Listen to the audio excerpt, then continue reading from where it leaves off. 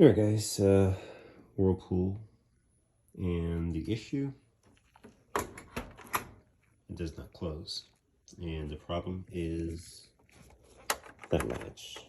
Now, obviously you can use a piece of tape. That's what the customer's been doing, and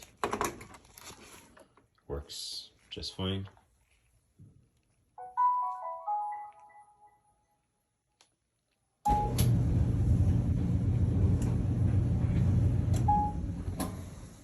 In fact, I mentioned that to them.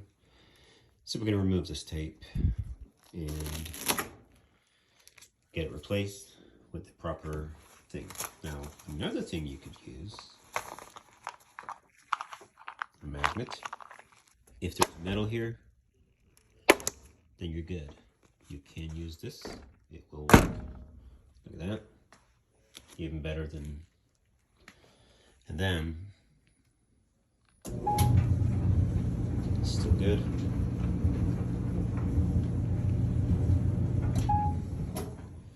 And the magnet will stay wherever it stays.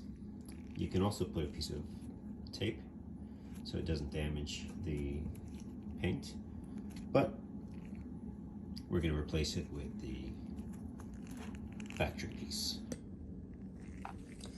Alright, so we're going to be changing this piece, and this should come right off. You could pretty much just use your finger, pull it off, or get a flat blade screwdriver and just slowly pry.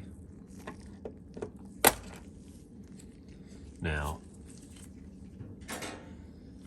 what we're doing here, we have this that needs to be slid out, so you want to be careful when you push it up, otherwise you could fall between the door.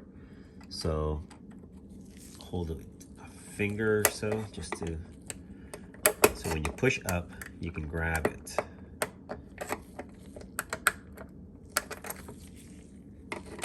Or get a needle nose, grab it as you pull it out.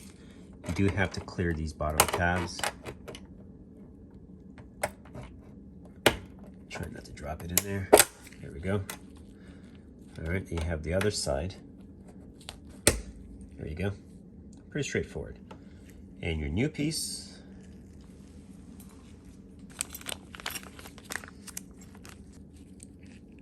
now the tabs that actually does the holding, see it right there?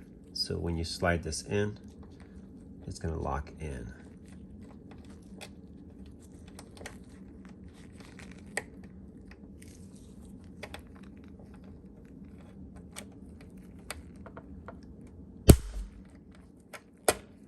And make sure you get both. All right, and now to avoid this happening again, when you close your door on your dryer, be super gentle. Don't slam, just nice and easy. All right, so now let's take a look. Let's go ahead and remove this. Okay, so now, by the way, the proper way of closing your dryer, guys, is not slamming it. That's incorrect. It damages and it's not good.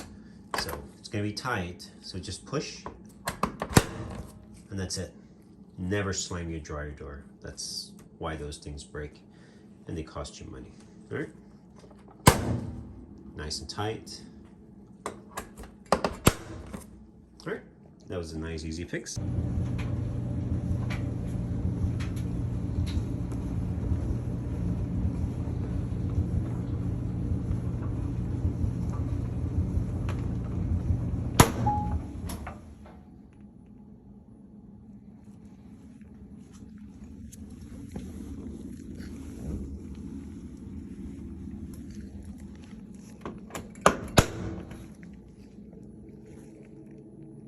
Thanks for watching.